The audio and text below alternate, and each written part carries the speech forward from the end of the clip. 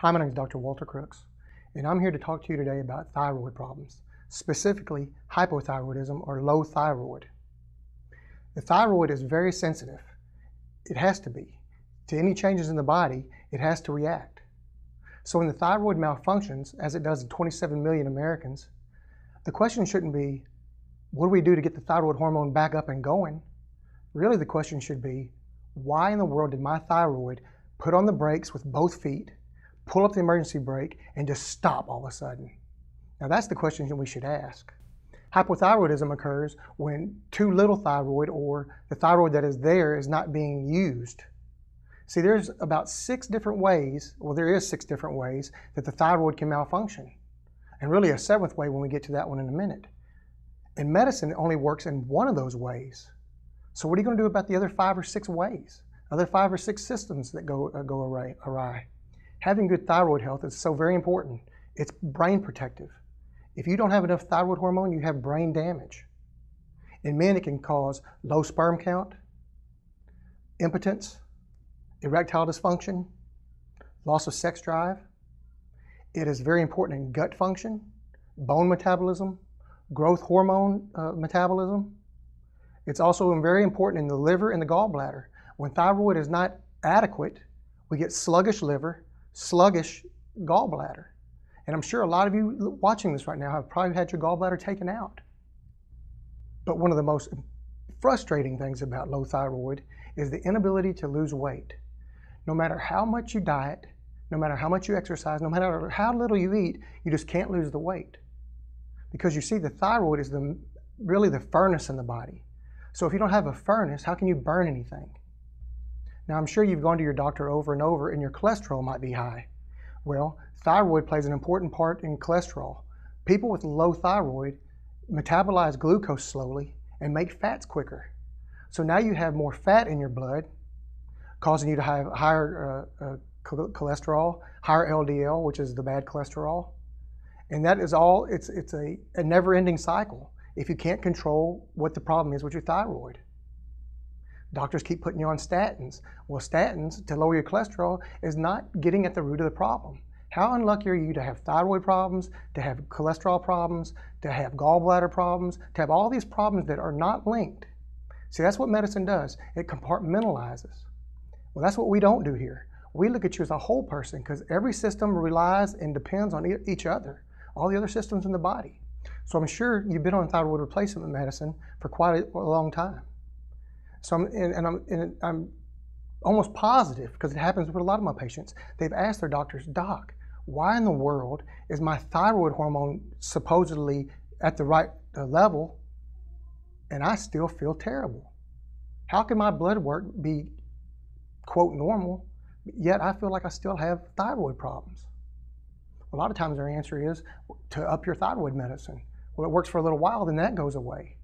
Then after a while, you start to get depressed and more depressed, and so they put you on antidepressants. It's a vicious cycle.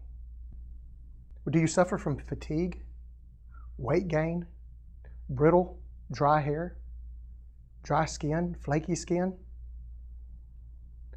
edema, especially around the face? Have you noticed that you are constipated? Do you have thinning of the outer third of your eyebrows? Well, all those are, there's much more, but they're all part of hypothyroidism. You're on medicine, you still have the same problems. Doesn't make very much sense, does it? Well, I'm here to tell you, there is a new hope.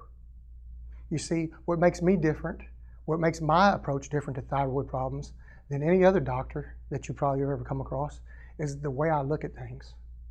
I treat the person and not the diagnosis. So what do I mean by that? I don't look at you and say, you're a thyroid case, you have to get this certain protocol. I look at you as an individual, and we go and we delve into what's going on with you to find out why in the world all this started happening to you in the first place. So what does that mean? Well, that means that I look at you functionally. I look at how your systems are functioning neurologically and metabolically. We run certain tests for your metabolic system. We do certain neurological testing to find out, because like I said earlier, thyroid is protective of brain. So you start to lose thyroid, you start to lose brain function. So we do specific metabolic testing. We'll test you for it. We'll do blood work, but expanded blood panels with expanded thyroid hormone panels, not just a TSH level. TSH level is basically good for nothing. All it is good for is giving you medicine, but it doesn't tell you what's going on with your thyroid, where the problem is. Is it because you have primary hypothyroidism, secondary hypothyroidism, underconversion of your thyroid, overconversion of your thyroid, in excessive thyroid binding globulins? I mean, the list goes on, and you can't find that out with just one thyroid marker. So we run all the thyroid markers on you. Second thing we want to look at your glucose. Glucose is so very important to the body. Your cells need two things to survive and thrive. That's fuel and activation. The fuel we get from oxygen we breathe and the foods that we eat. The foods that we eat, we convert to glucose. Well, if glucose is too high, that's hyperglycemia. The problem is that you have too much glucose in your sugar, in your blood, and your cells become swollen and inflamed and they die. If you have too little glucose, hypoglycemia, well, now you don't have enough energy to get to the cell can't function, and it dies. And if you have high glucose, low glucose, high glucose, low glucose, like a lot of diabetics that take insulin, you're dysglycemic. Well, that causes nerve cells to become unstable and they die themselves. So we want to make sure your glucose is within optimal ranges. Optimal ranges are 85 to 99, right here. Now, normal ranges are 70, 75 to 100, right here. Because what does normal look like? Normal looks like anybody can fit in there. Well, normal is not good for us. We want you to be optimal, see? We don't want you to be normal. Normal people get sick and die. Optimal people live a long time. So that's what we want to see, and that's where we want you to be. The next thing we test you for is anemia. See, anemia means you're not going to get oxygen to your cells. If you don't get any oxygen to your cells can't survive either. That's the fuel they need. So that's what we're looking at. We want to make sure that you don't have those problems, because if you're anemic, you'll never be well.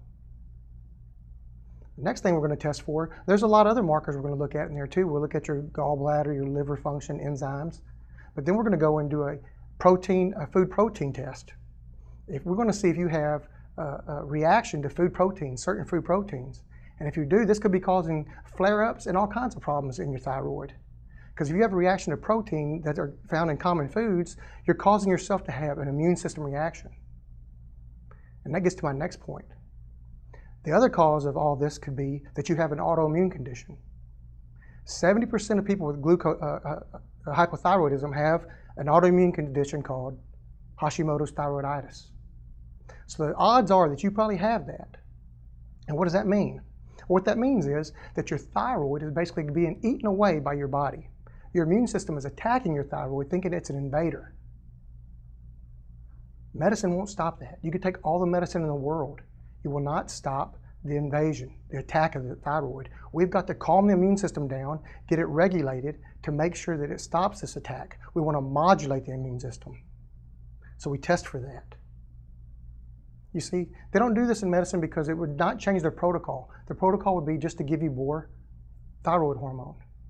But what we do naturally is we take away what it caused the problem, or give you what that you didn't have that caused the problem. We find out what the problem is.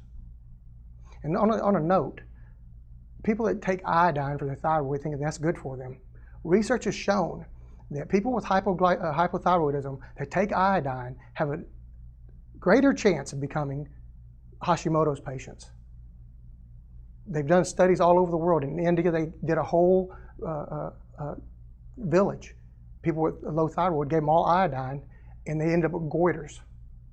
So I want to tell you to watch out for iodine supplementation. I don't recommend it. The next thing we'll look at is neurological. We want to see how you're functioning. We'll do a brain function assessment test to see how your brain is functioning. Because like I said earlier, there's a growing body of research that links brain activity to low thyroid. Thyroid problems, brain problems. We want to find out if you have that kind of problem. And whenever we find this out, we can tailor certain exercises, certain different things. It just depends on what it is, because like I said, it's individualized.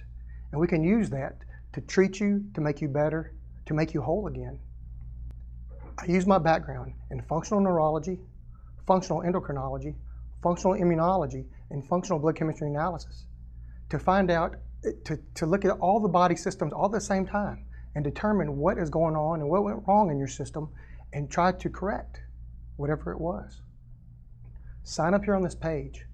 Find out when we have our next seminar. Come to our free thyroid recovery workshop. Check it out for yourself. I don't want to force anybody to do anything. I want you to make an educated decision. But if you keep going doing the same thing you've been doing, same things over and over, and getting the same results, what do you expect on the next round when you go do the same thing again? The choice is yours. We make our bed, we need to lay in it. I'm not saying that that's why you have thyroid problems, but the reason a lot of people don't get well a lot of times is because they just stay in that merry-go-round and never get off. They never look to see what else is going on in the world. I'm here to help you. I'd like to show you what I can do. Sign up on this page. Let me get you some information. It's been a pleasure talking to you. Thanks for your time.